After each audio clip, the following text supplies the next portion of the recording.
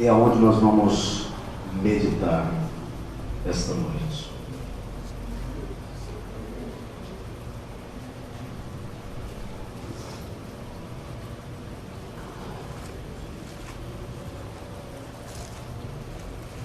Se você não tem Bíblia, dá uma olhadinha para esse irmão do seu lado.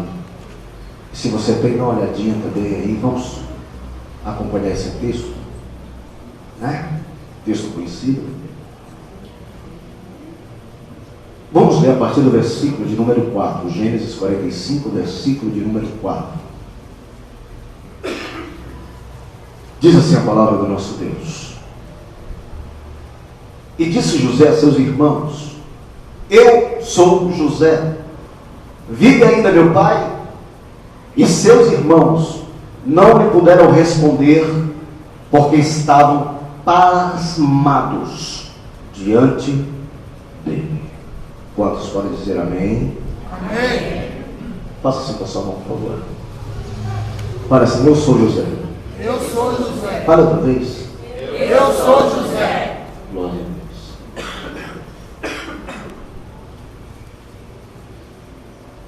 A história deste jovem, ela é uma história que para muitos pode ser contada de olhos fechados. Porque é uma história bastante linda. É uma história que não só é lida, mas hoje ela serve de enredo para o cinema e para a televisão. Então a gente tem ela até no subconsciente. Qual é a criança que não conhece a história de José? Eu estava lendo esse texto e lembrei que nós falamos muito sobre vitória. Aliás, é uma palavra que a igreja trabalha muito, vitória. E nós temos até um culto de quarta-feira, que o título é Culto da Vitória. E quando a gente fala de vitória, particularmente, a gente traz à nossa mente uma característica de quem é vencedor, de quem é vencedora, e a gente costuma usar o termo de águia. Não é isso? Nós temos que ser como águia. Nós temos que ter visão de águia. A águia vê longe, a águia ela vê distante. Nós temos que ter o voo da águia, porque a águia ela vai além das tempestades. Mas este foco, esta visão, a gente faz dentro da situação de que nós somos vencedores. Só que quando a gente olha no contexto geral, a gente descobre que parece que a águia está muito longe da gente. Ou a gente está muito longe da águia. Parece que a coisa funciona mais na teoria do que na prática. Parece que ter visão de águia é mais uma questão de homilia, de oratória, de mensagem, de público, do que da realidade da sua vida e da minha vida. Porque você olha e fala: pastor, mas peraí, a águia ela ultrapassa as nuvens pesadas, mas eu não estou conseguindo. Está meio difícil para mim.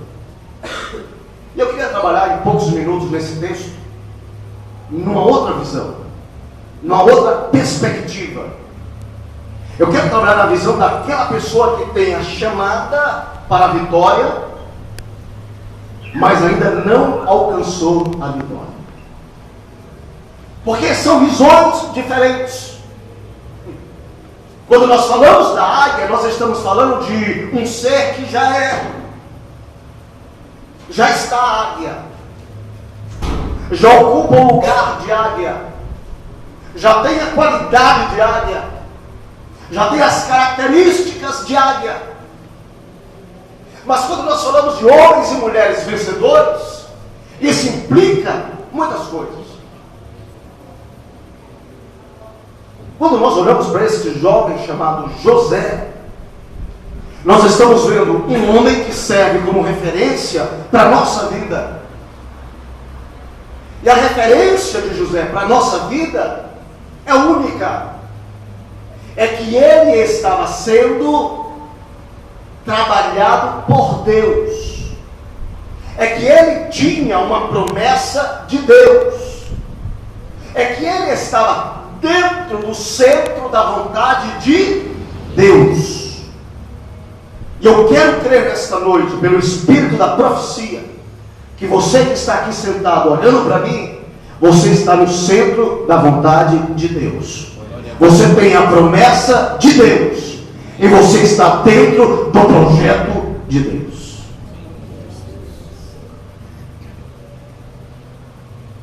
Mas qual é a característica de quem é chamado, de quem está no processo do sonho de Deus? A primeira característica de quem tem sonhos de Deus na sua vida é que ele ou ela se torna também um grande sonhador. Você sabia que o homem que não sonha, a mulher que não sonha, a mulher que não tem, o homem que não tem uma perspectiva de futuro, são pessoas que estão mortas para si mesmas? Quando você sonha, você acredita. Quando você sonha, você continua lutando. Quando você sonha, você sabe que uma hora vai acontecer. E é isso que eu quero profetizar nesta noite na sua vida. A hora de Deus está chegando. Sonhadora, sonhador, vai acontecer. Olha para esse irmão que está do seu lado, por favor. Diga para ele, diga para ela, ô sonhador, se prepare. Vai acontecer. Aplauda o nome do Senhor. Aleluia! Glória!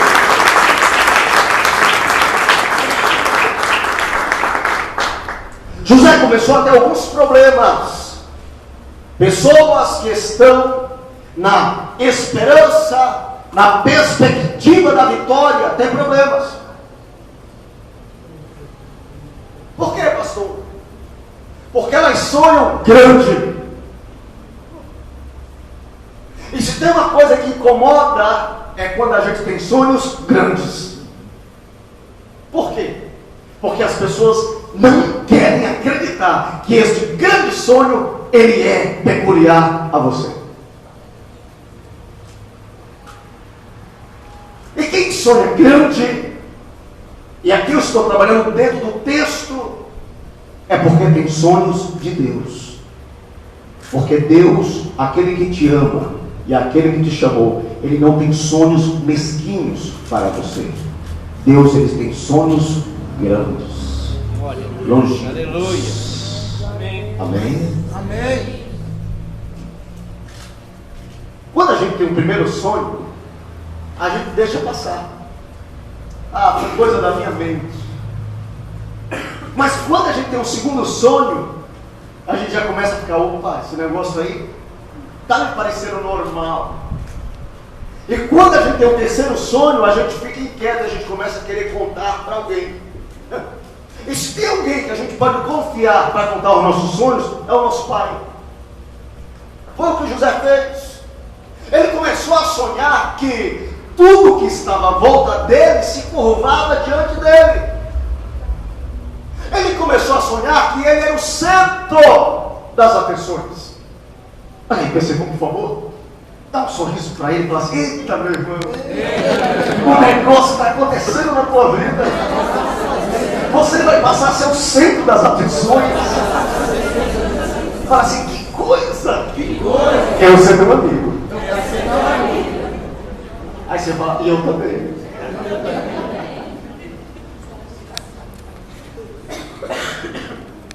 José começou a: pai, eu tive um sonho. Até aí tudo bem. Que sonho, meu filho? Pai, eu sonhei que tinham vários tribos, eram 12 e tal, e se curvava. Começou a contar a história. E aí isso trouxe para os seus irmãos uma inquietação no coração deles. Porque eles começaram a fazer o seguinte questionamento: quem é este rapaz? Quem é este menino Quem é este José que pode sonhar além dos nossos sonhos? Porque José era novo. José tinha outros irmãos, tinha Judá. Por que não Judá? Tem que ser José. Sabe por quê? Porque quando Deus quer te abençoar, não vai dar conta de ninguém. Glória a Deus. Quando Deus entende em abençoar você, é porque Ele quer abençoar você. Aleluia. Glória a Deus.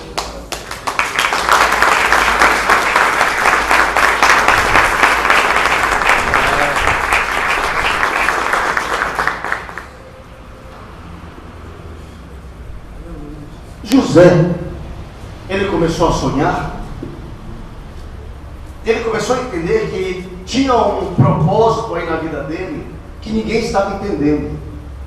Você sabia que os grandes sonhadores são incompreendidos? As pessoas não te entendem. Começa a olhar para você atravessado, começa a achar que você é lambari e quer ser tubarão. Começa a achar que você é pequeno e está querendo ser grande. Mas sabe por que isso acontece? Porque o sonho de Deus queima tão forte no teu coração, que você que está vendo isso no teu coração, você entende que vai chegar lá. Eu estou olhando para você aqui esta noite, estou vendo pessoas que lutam, trabalham, se esforçam, e parece que as coisas não andam. Parece que o processo não evolui. Parece que tudo é mais difícil para você. Tudo é mais complicado para você. Por que, Deus? Porque Deus sabe o meio que você está vivendo. E Deus sabe que ainda não é o momento. Deus precisa te estruturar. Deus precisa que você comece a ver quem são as pessoas que estão à tua volta, para você tomar a posição correta. Levante a sua mão.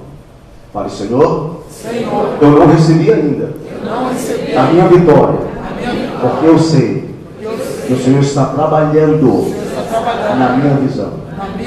Eu tenho que saber quem está à minha volta, quem anda comigo, com quem eu converso e quem escuta os meus sonhos. Olha que coisa interessante.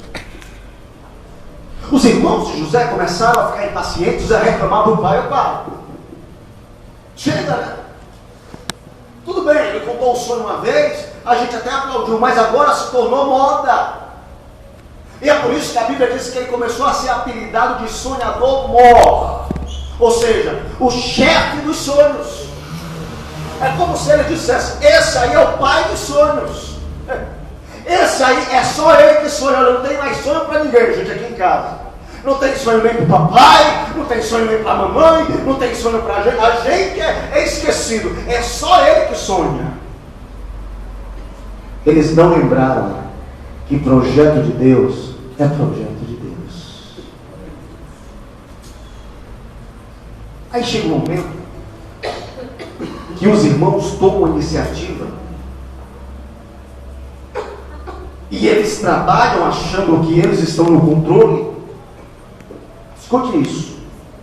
Eles trabalham achando que eles têm o controle da situação e eles intentam no coração matar José. Por causa da inveja. E aí eles lançam José dentro de um poço, uma cisterna. Depois eles ficam com peso no coração. E aí eles tiram José da cisterna e vendem José como escravo. E você sabe onde é que José foi parar? No Egito. Agora olha que coisa interessante. Os irmãos de José eram hebreus. Eram filhos do mesmo pai. Filhos de Jacó. Mas o sentimento no coração dos irmãos de José eram sentimentos do povo do Egito. Então, o que Deus fez? Deus mostrou para José, de forma personificada, o sentimento que estava no coração dos irmãos dele. Ou seja, Deus levou José para o lugar aonde o sentimento de inveja, o sentimento de ira, o sentimento de querer puxar o tapete do outro era vivenciado de forma real. José não passou a ver a luta dele apenas numa questão abstrata, passou a ser real. A questão do Egito não era mais uma questão de termo de palavras, era uma questão real. Quantas pessoas estão à tua volta que dizem comungar a mesma família, que dizem comungar o mesmo ciclo de amizade? Sou teu amigo, rapaz. Come comigo, minha irmã. Pessoas que comem contigo, bebem no mesmo copo, mas o sentimento deles não é de irmão, o sentimento deles não é de família, o sentimento deles é de Egito. Porque estar no Egito, ou ser egípcio para o hebreu, representava ser estranho, estrangeiro. Daí que vem a palavra estrangeiro. Estrangeiro quer dizer o quê? Latim, alguém que é estranho. E Deus manda uma palavra para a gente esta noite, que muitas vezes nós estamos contando com as pessoas que estão do nosso lado, e são essas pessoas que estão trabalhando para colocar você dentro da cisterna. E Deus manda uma palavra profética para você esta noite. Deus vai abrir os teus olhos espirituais, e a partir de hoje você não vai ser mais enganado. Pode comer no mesmo prato, pode beber no mesmo copo, mas o Espírito de Deus vai te fazer saber que realmente está vivendo ou está partilhando dos teus sonhos.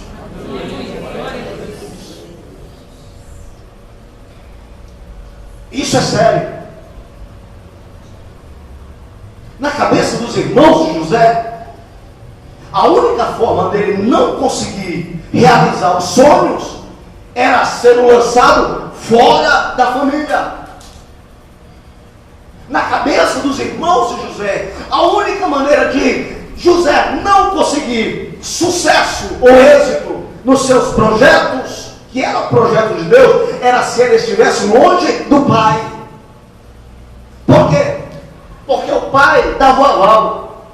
Ô pai, calma, tira a mão dele, rapaz. É seu irmão, tá bem, menino? Calma, rapaz, eu estou aqui, eu sou seu pai, não toca nele. Mas na ausência do pai, José seria qualquer pessoa. Na ausência da família, do pilar chamado família, da raiz chamada família, José estaria sem convicções. O seu emocional estaria conturbado. Você sabia, queridos, que uma das formas do nosso inimigo trabalhar para que nós não alcancemos os nossos sonhos é atingir o nosso emocional? Um homem atingido emocionalmente, ele não sabe como agir. Ele não sabe se vai para a direita ou se vai para a esquerda. Ele fica totalmente abalado, vulnerável. José ficou vulnerável. E a única saída para José foi que alguém comprou José. Alguém levou José como escravo. E aí foi um alívio para os irmãos dele. Tchau, José. Quero ver os teus sonhos acontecerem. Nessa noite, meu querido, minha querida, renovação da fé, homens e mulheres de Deus, eu não sei para onde te mandaram. Eu não sei se cortaram laços afetivos com você. Eu não sei se você foi traído na questão amigos. Eu não sei se você foi lançado em situações que feriram a tua alma. Mas uma coisa eu sei nesta noite: o Deus que te deu o sonho e o Deus que te lançou a promessa, Ele está dizendo: eu estou contigo. Aleluia, glória a Deus. Então entenda isso: a tua vitória não está na mão do lugar que você se encontra. A tua vitória está na mão do Deus do lugar que você é. Aplauda o Senhor.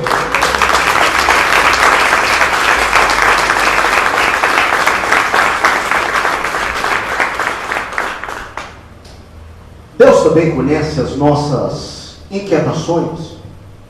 E muitas vezes nós somos imaturos. E Deus utiliza, aqui é que está, quando a gente fala assim, Deus transforma maldição em bênção, é nesse ponto aqui que eu quero que você entenda. Deus aproveitou a ocasião da venda de José para trabalhar em questões que ele precisava amadurecer. Primeiro, José era totalmente dependente de Jacó. Pessoas dependentes de alguém são pessoas que não conseguem enfrentar a vida. E Deus te manda uma palavra nesta noite. Você não pode ficar preso na mão de homens. Você não pode depender de homens. Você tem que depender de Deus. Olha para esse irmão, por favor, fala, querido. Enquanto você depender de homens, eles terão você na mão deles. Mas na hora que você depender de Deus, Deus te livrará sempre. Aleluia! Glória a Deus! Aleluia! Jacó era dependente demais e por isso ele era mimado. Tinha um probleminha, José corria para o pai, corria para Jacó. Mimado. Ah, papai. Tinha um probleminha. Ah, papai. E aí ia falar mal dos irmãos dele. Ah, papai, você nem sabe. Sabe o que Judá estava fazendo? Estava olhando ali, pai, e estava conversando com Judá, dizendo que amanhã vitoriosos precisam desenvolver características de vitoriosos. Deus aproveitou a situação da venda de José. Ou seja, Deus está aproveitando a situação que você está vivendo hoje, de distanciamento da família, de vulnerabilidade, para trabalhar em questões que você precisa ser amadurecido. Primeiro, você precisa desenvolver visão de vencedor. E visão de vencedor não é visão local, é visão global. Visão de vencedor não olha aqui, olha lá. Você precisa desenvolver ouvidos de vencedor. Vencedor não perde tempo com fofoca. Vencedor começa a escutar o meio em que ele está vivendo para saber aonde ele vai aplicar o coração. Terceiro, Deus começou a trabalhar na desenvoltura de José para que nos momentos de dificuldade ele soubesse extrair coisas preciosas. Vencedores não veem as dificuldades como arma contra si. Vencedores veem as dificuldades como um trampolim para uma vida melhor. Olha para esse irmão que está do seu lado, por favor. Olha, meu irmão. Se você não entendeu ainda isso, Deus está te ensinando hoje.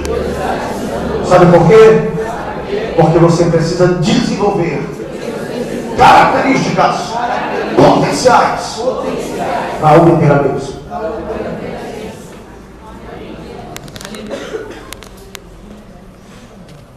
Agora olha o que Deus faz. José está lá, trabalhando como escravo, então ele deve ter pensado, não está na Bíblia isso.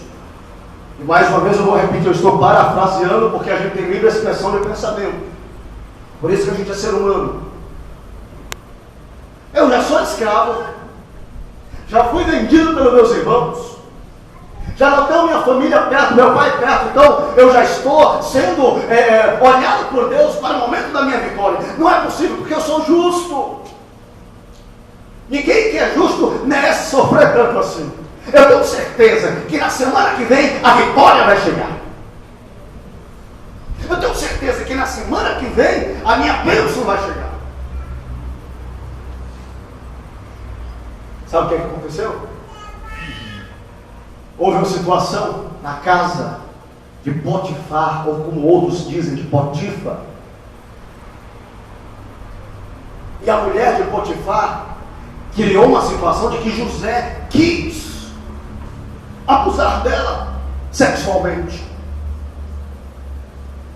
E aí José, que estava achando que a vitória ia chegar na outra semana, se vê em outro problema.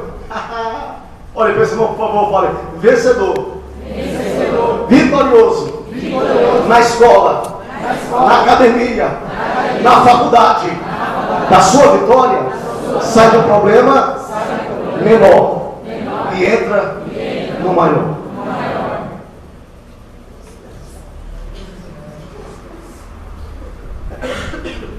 Porque, queridos, o primeiro processo de Deus na vida de José era fazê-lo ser independente, sair do mimo.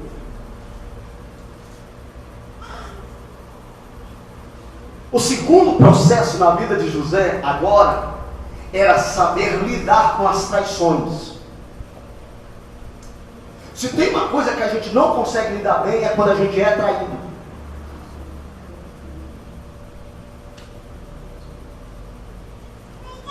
E quando a gente fala de traição, não estou falando de traição de casamento, não. Estou falando de traição de relacionamentos humanos.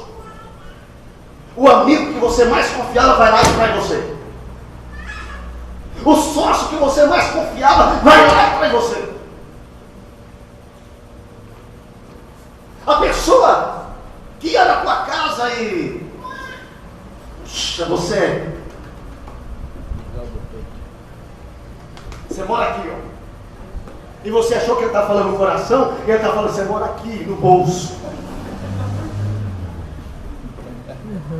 E a pessoa aponta aqui, a gente acha que é coração. Não é, é bolso. Ou camisa. Tira, você vai junto. Quando você menos espera,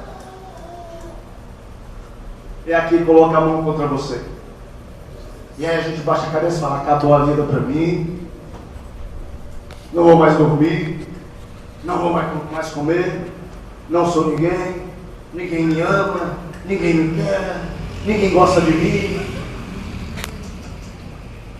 Deus quer que você adquira uma estrutura capaz e nas traições da vida você saber que ainda tem um Deus que é por você. Olha para esse irmão, por favor. Fala: meu irmão, citar versículo é muito fácil. Ler versículo é muito fácil. Mas viver a essência requer exercício.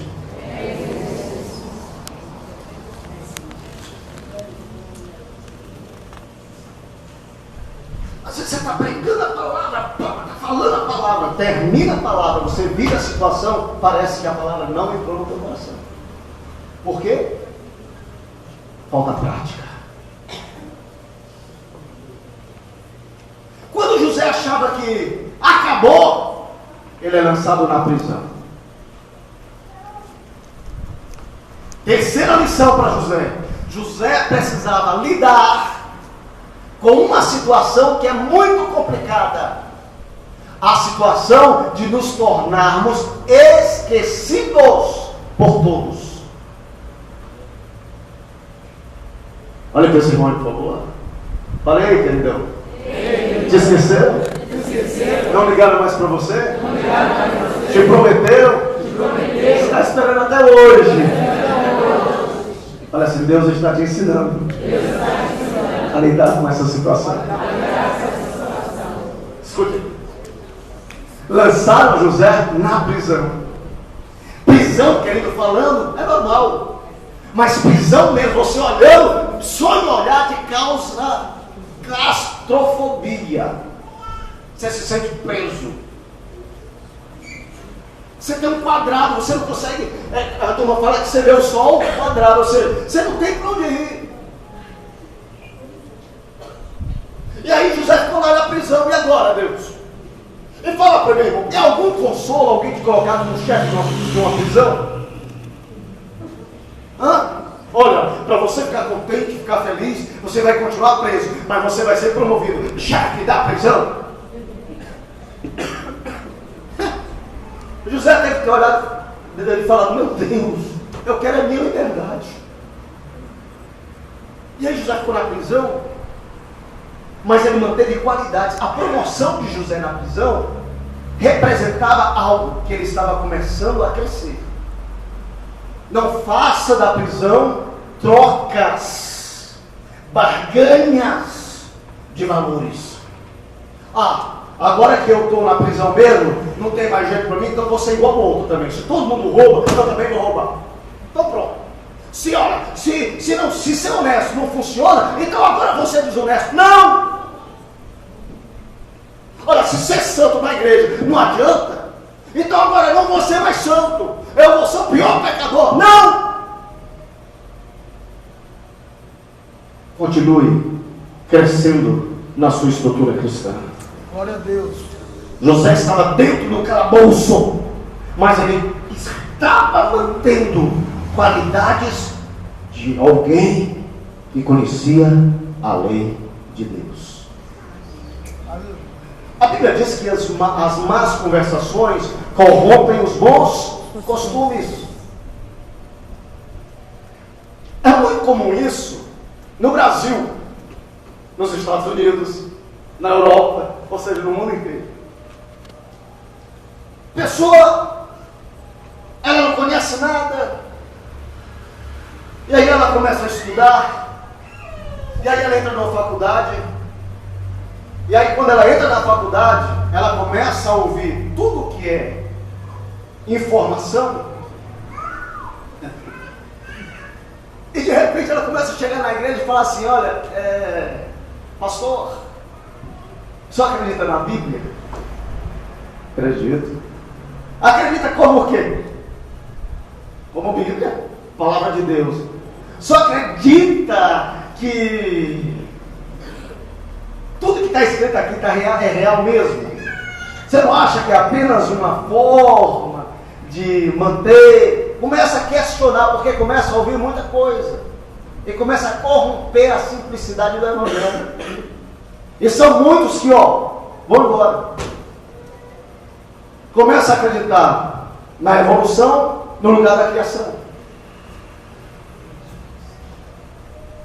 No caso aqui de José, o que Deus está nos falando é: quando você está na direção de Deus, quando você está dentro da promessa de Deus, você não é corrompido. Aí entra o versículo: aquele que é santo, santifique-se mais ainda. Olha para esse irmão. Olha, você tem duas naturezas: a natureza carnal, que é a natureza humana, que é a natureza espiritual, que é a natureza de Deus. Nesta noite, a palavra para você é para que a tua natureza espiritual seja alimentada e prevaleça sobre a natureza carnal. Olha para ele e para ela, fala: não se corrompa, santifique-se.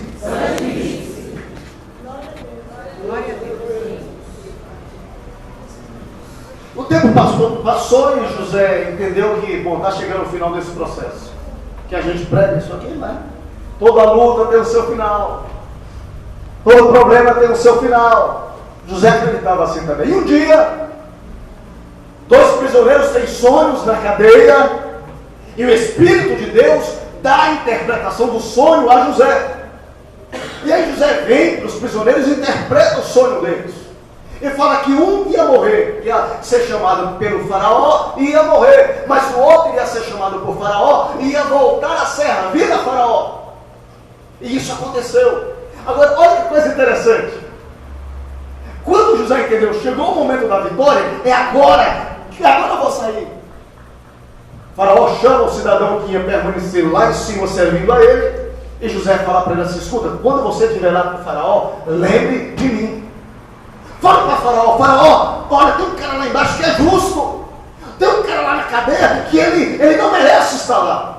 Sabe o que a Bíblia diz? Que o cidadão copeiro subiu, continuou servindo a faraó, mas esqueceu-se de José. Olha para esse irmão, por favor. Olha, meu irmão, de novo. Esqueceu de você outra vez. Na hora que você mais precisava. Te deram não. Na hora que você mais precisava. Não acertaram nem teu nome. Olha assim, é porque a ainda precisa ser melhorado. Isso na tua vida. É verdade.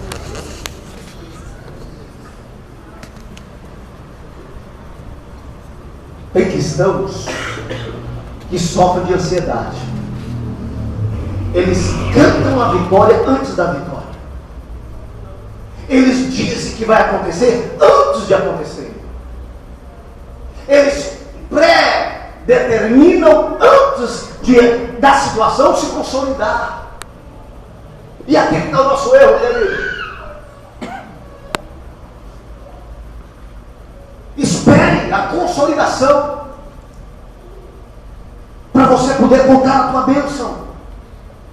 Você vai fazer o projeto, você vai assinar o contrato. Amanhã, hoje você já está falando para todo mundo que o contrato já está assinado.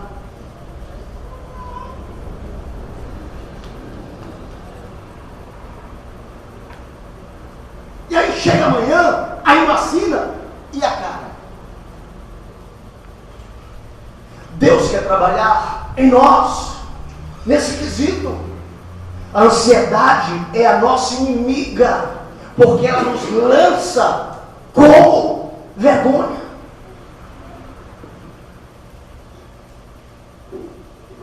José era ansioso. José contava o sonho para o pai, para os irmãos. José já tinha visto os irmãos conversando entre eles, e a gente a gente tem inteligência. Falei isso hoje na escola, né? A gente faz algumas coisas, a gente finge que não sabe o que está fazendo, mas a gente sabe. Aquele famoso João sem... Como é que é? João sem braço. José sabia que os irmãos estavam virados com ele, mas ele continuava lá contando: irmão, vem cá, Tamar, vem cá ajudar. Hoje tive outro sonho. Ele despertava a ira no coração dos irmãos dele. Tem gente que chega na sua casa, a gente chega na casa da gente e quer contar as coisas de Deus para a pessoa que não entende as coisas de Deus. É verdade. E aí começa o problema. Como é que você vai falar de igreja para alguém que não entende o que é igreja? Olha, o culto foi uma bênção. Aleluia, glória a Deus. Oh, Deus maravilhoso. Ai, glória a Deus. Deixa eu falar para sua cara aí, rapaz, esse cara está doido. Ou tem gente que falta tanta sabedoria que na hora das coisas estarem pegando fogo, começa a cantar.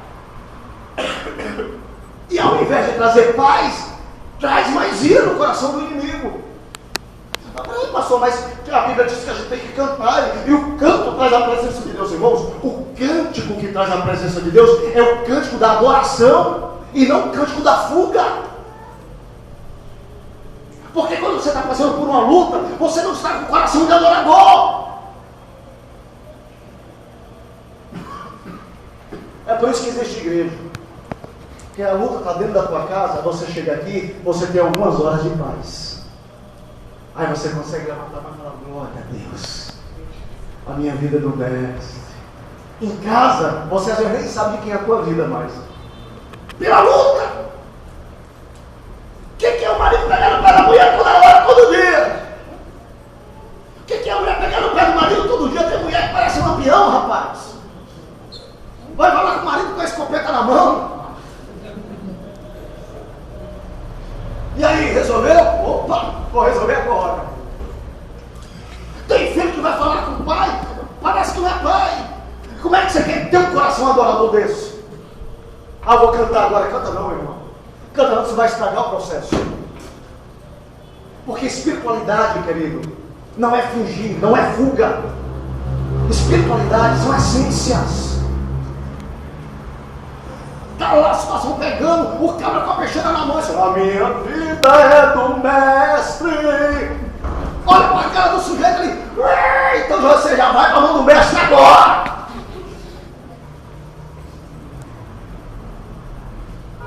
Ansiedades, falta de estruturas, falta de postura.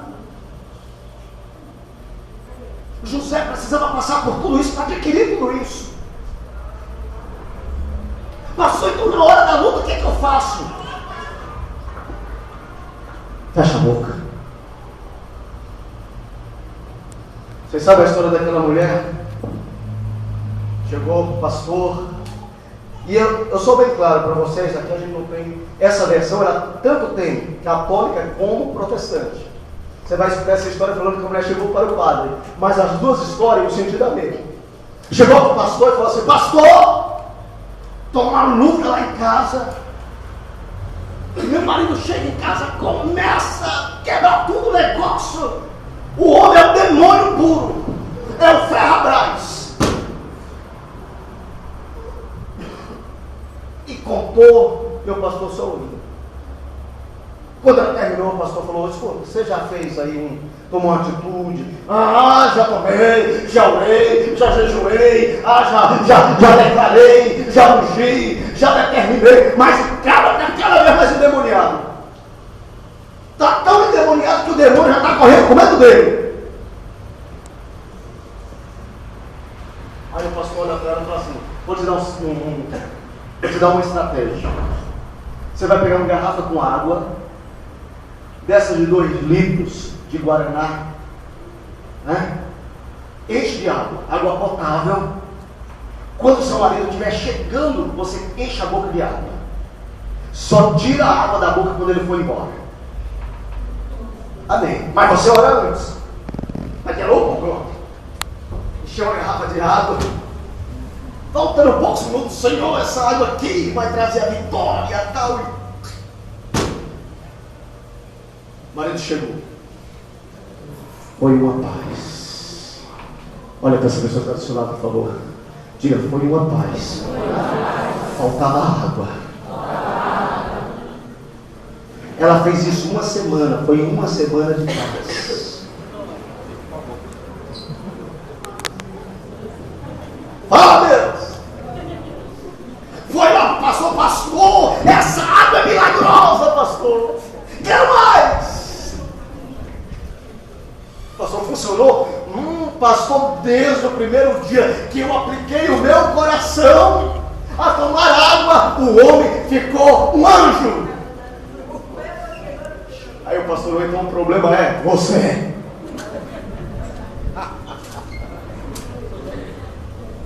Às vezes a gente coloca tudo a perder. E José estava colocando tudo a perder. Estava criando uma situação dentro da família. Estava criando facção dentro da família. Estava criando distúrbio dentro da família. Não é porque você sonha que você tem que abrir a boca. Guarda o teu sonho e confia que no momento de Deus vai acontecer. Aleluia. Vamos lá, vamos concluir.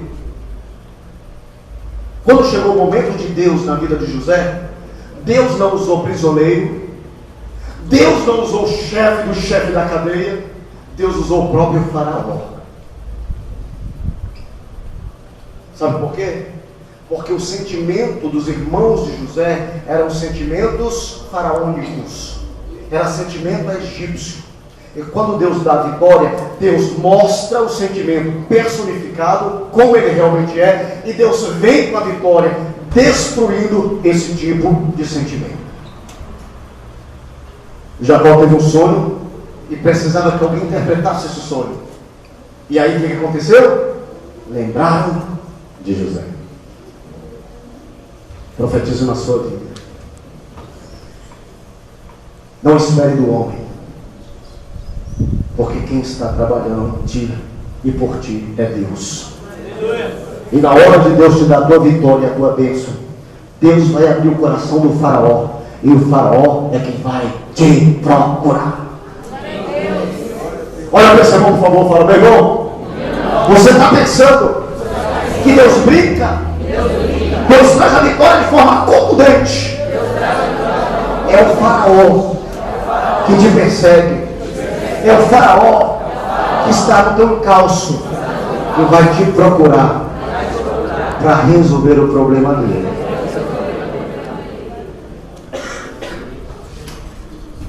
E aí José se torna a segunda pessoa depois de Faraó, ministro da economia, até que seus irmãos, por uma situação de seca, venham até o Egito à procura de comida, e depois de uma longa saga de idas e vindas, José olha para ele e fala: sabe quem eu sou? Aquele que sonhava demais, aquele que vocês não acreditaram, aquele que vocês perseguiam. Eu sou José. Levante a sua mão. Pai, hoje estão me chamando de lambari. Estão dizendo: esse cara sonha muito. Está querendo aparecer. Está querendo ser. Mas ele não vai conseguir. Fala assim: mas eu acredito. E chegou o meu momento. Porque eu sou José. Aplaude o nome do Senhor.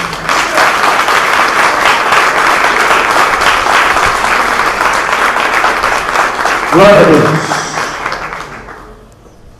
Depois de tudo isso, aí você pode falar: sua águia. Porque aí você tem condições de ir além, de ir mais longe. Porque aí você tem características de vitorioso, qualidade de vitorioso.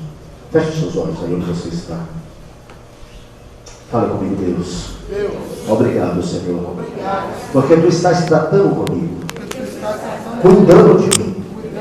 A verdade, Senhor, é que esse tempo é a escola necessária para eu poder receber, consolidar, administrar, gerenciar a promessa.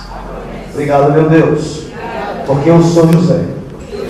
Posso sonhar, posso viver e posso ser o que tu queres que eu seja.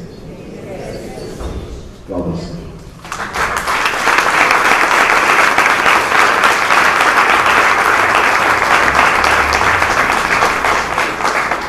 Glória a Deus.